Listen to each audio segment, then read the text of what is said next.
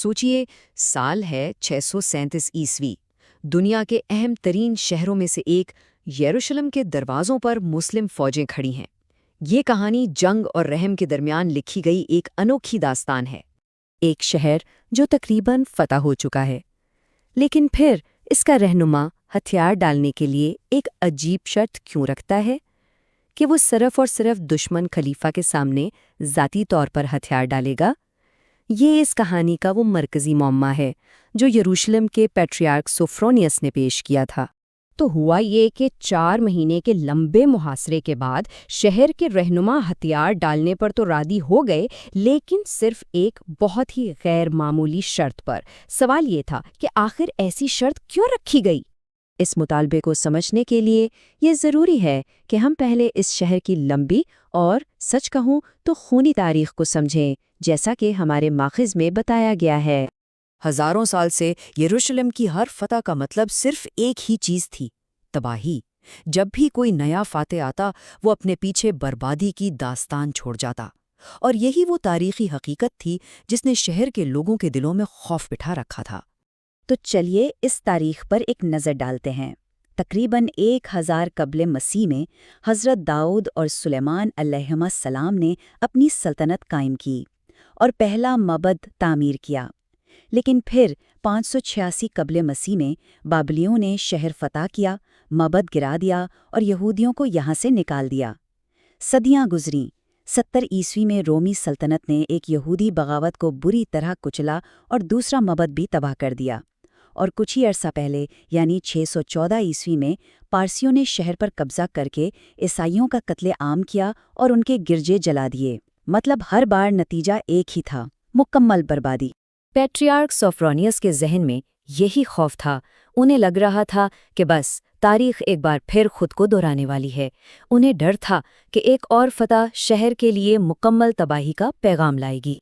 اور ایسی مایوسی میں پورے شہر کی امید صرف ایک شخص سے وابستہ تھی: خلیفہ عمر۔ اب کہانی کا رخ ان کے سفر کی طرف مڑتا ہے۔ تو یہ خلیفہ عمر تھیں کون؟ دیکھیے، ایک طرف تو وہ ایک بہت بڑی پھیلتی ہوئی سلطنت کے حکمران تھے، لیکن دوسری طرف ان کی شہرت ان کی طاقت کی وجہ سے نہیں، بلکہ ان کی انتہائی سادگی اور انصاف کی وجہ سے تھیں۔ وہ خود کو بادشاہ کہلوانا بالکل پسند نہیں کرتے تھے اور ایک عام آدمی کی طرح رہتے تھے، اکثر کسی درخت کے نیچے آرام کرتے ہوئے مل جاتے۔ ان کی طاقت اور ان کے کردار کا یہی تضاد تھا جس کی کہانیاں دور دور تک پھیل چکی تھیں۔ اب ان کے یروشلم کے سفر سے جڑی ایک کہانی بہت مشہور ہے، لیکن آئیے دیکھتے ہیں کہ تاریخ کیا کہتی ہے اور روایت کیا ہے۔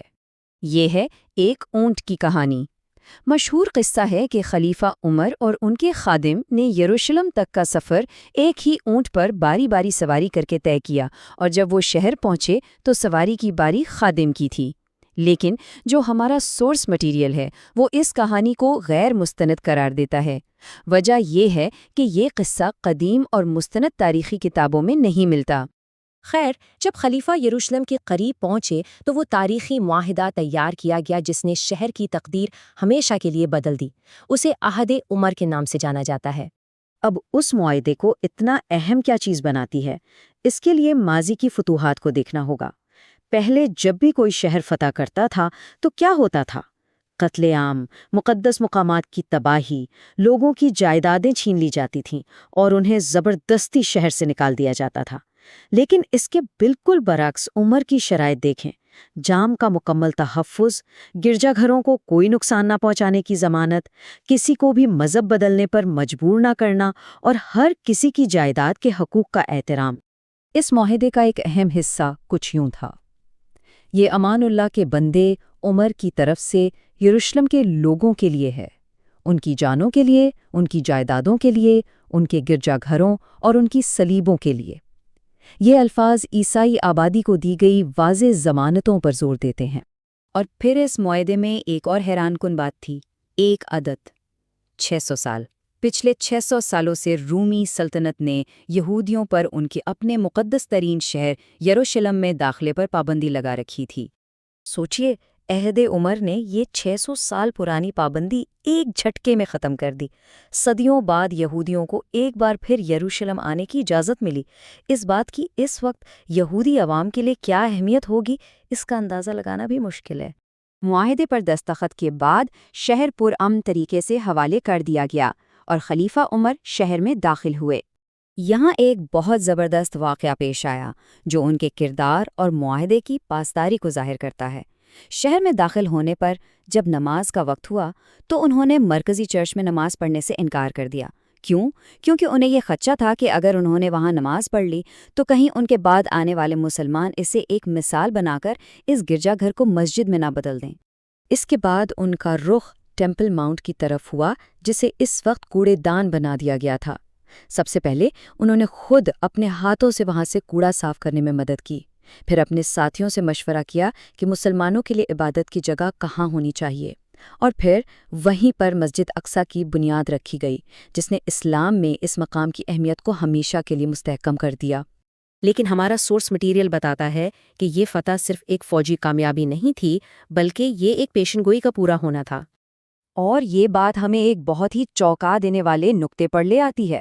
کہا جاتا ہے کہ پیغمبر اسلام نے 3 نشانیوں کی خبر دی تھی: ان کی اپنی وفات، پھر یروشلم کی فتح، اور اس کے بعد آنے والی ایک تباہ کن وبا۔ تو سوال یہ اٹھتا ہے، کیا یہ پرامن فتح صرف شروعات تھی؟